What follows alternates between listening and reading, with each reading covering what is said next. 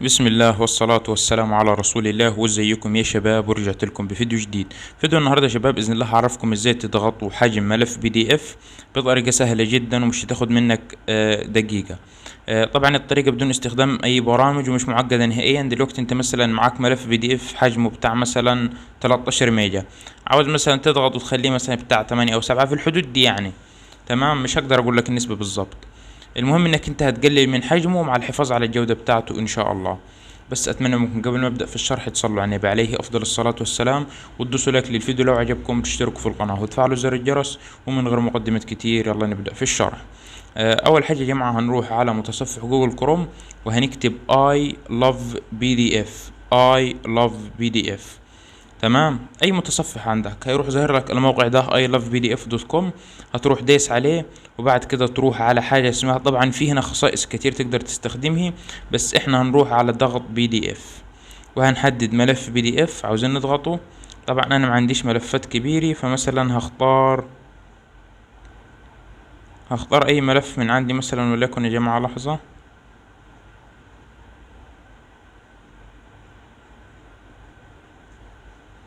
هروح للمستندات بس،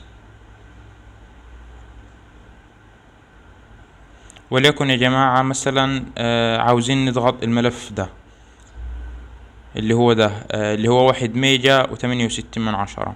هندوس عليه، اللي هو ممارسة اللغة مع الذكاء الاصطناعي، وهندوس ضغط بي دي اف. فهنا هنستنى بيقول لك رفع الملف في الوقت المتبقي. طبعا هو كان 1 ميجا و68. تمام، دلوقتي هننزله نشوف حجمه بقى قد ايه. زي ما انتوا شايفين دلوقتي حجمه بقى 379 كيلو بايت. يعني انت متخيل من 1 ميجا و60 من 10 بقى 300، يعني الربع، حرفيا بقى الربع. تمام.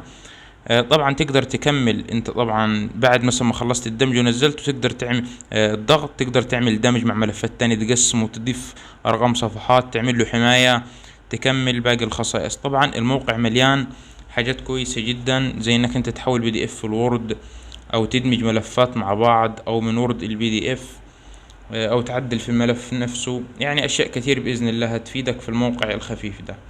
بس وبكده يكون شرح النهارده انتهى. اتمنى رب يكون افادكم، واشوفكم في فيديو جديد، والسلام عليكم ورحمة الله وبركاته.